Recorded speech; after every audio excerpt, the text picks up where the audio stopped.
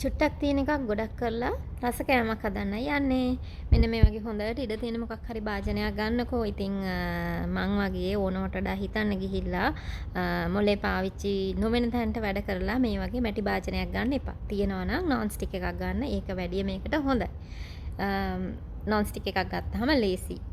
ඉතින් ඔන්න ඒකට තෙල් චූට්ටිත්තක් දාගත්ත මං පොල් තෙල්. ඒකට දාගන්නවා. පුංචි අතාපල් එකක් හීනිවට තීරු කපලා. තෙල් එකේ ටික වෙලාවක් අතාපල් එක තඹ ගන්න ඕනේ. මං වගේ නැතුව මොලේ පාවිච්චි කරා නම් නෝන් ස්ටික් එකක් ගත්තා නම් මේක මේ වගේ සැරින් සැරේ කූරු ගගා හැඳි ගගා ඉන්න ඕනේ නෑ. ඇලෙන්නේ කරන්නේ නෑ. තෙල් චුට්ටකින් තඹ ගන්න තිබුණා. ඔන්න ඔහම චුට්ටක් තැම්බීගෙන එනකොට දාගන්න අතාපල් ටිකට ඇති වෙන්න ලුණු. වොයිස් කරගෙන යනකොට තනින් අර්තාපල් අල එහෙම කියවෙන්න පුළුවන්. ඉතින් එහෙම වුණාට මේ අර්තාපල් අල මේ එක වර්ගයක් තමයි. නැත්තම් ඒකත් අහනවා. ඔන්න ටිකක් ලුණු ටිකක් එහෙම දාගෙන ඊට පස්සේ මම ඒකට දාගත්ත රම්පේ කරපිංචා. එතකොට සුදු ලුණු එක බික් එකක් දාගත්තේ.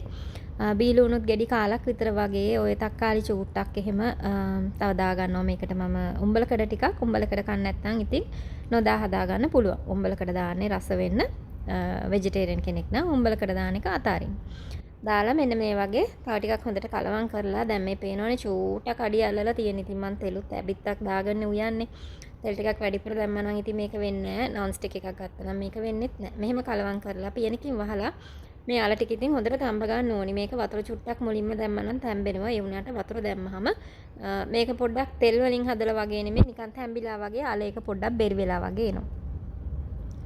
මෙන්න මේ වගේ කහත් චුට්ටක් දාගන්න. ඒක තියෙනවා නම් තෙල් ටිකක් වගේ පාදගෙන දාගන්න. මේකේ නම් තෙල් දැන් ඔක්කොම අතාපල් එකට අල්ලගෙන ඒ වුණත් මං කෙලින්ම අතාපල් එකට නොදා හට්ටියට දාගෙන මේ වගේ ඔක්කොම මික්ස් කරගත්තා. ඊට පස්සේ පියන වහලා ඉතින් අපි අල ටික තඹ ගමු. සැරින් සැරේ බලන්න නෝන් ස්ටික් එකක් නෙමෙයි නම් පාවිච්චි කරේ.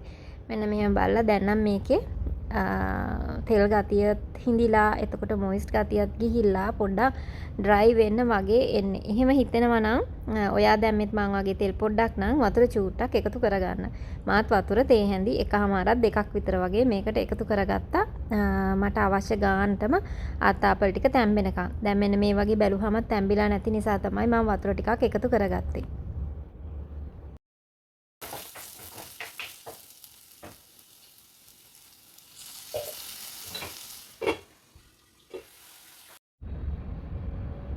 ඔන්න දැන් නම් මේ අත්තාපල් ටික මට අවශ්‍ය ගානට තැම්බිලා තියෙන්නේ. ඒ කියන්නේ හුඟක්ම බෙරි නොවි. ඒ වුණාට මේක සම්පූර්ණයෙන් කුක් වෙලා තියෙන්නේ.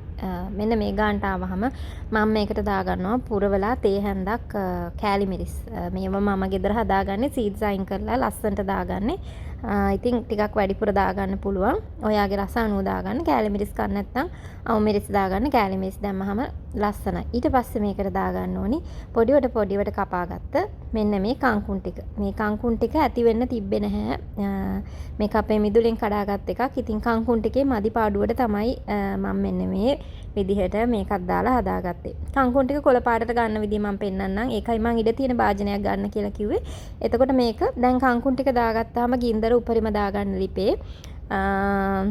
සරසට ගාලා මේක මික්ස් කරගෙන යන්න. ඊට පස්සේ ඔයා කංකුන් ටික දානකොට තියෙන පාට ලා කොළ පාටක්. ඔයාලට පේනවා මේ කංකුන් කොළයක් බැලුවාම මම ක්ලෝස් අප් එකක් පෙන්නන්නම්.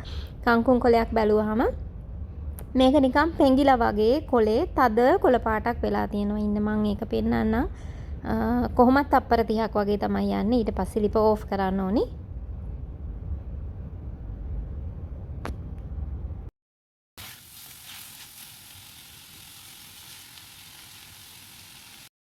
ඔන්න බලන්නකො මේ කංකුන් කොලේ තද කොළ පාටයි නිකන් තැලිච්ච කංකුන් කොලයක් වගේ වෙලා. අන්න එහෙම වුණාම ලිප ඕෆ් කරන්න. තප්පර 30ක් තමයි උපරිම යන්නේ. ඊට වඩා මේක හැඳි ගගා කූරු ගගා ඉන්න එපා. ඉඩ තියෙන එකක් ගත්තාම භාගයක් වුණාට ප්‍රමාණය මේ විදියට ලස්සනට හදාගන්න පුළුවන්. ඉතින් ඔන්න ඔහොම තමයි කංකුන් චුට්ටක් පාත්තියෙන් කඩා ගත්තාම ඒකට එහෙක් මෙහෙක් කරලා දාලා රසට කංකුන් ටිකක් හදාගන්නේ.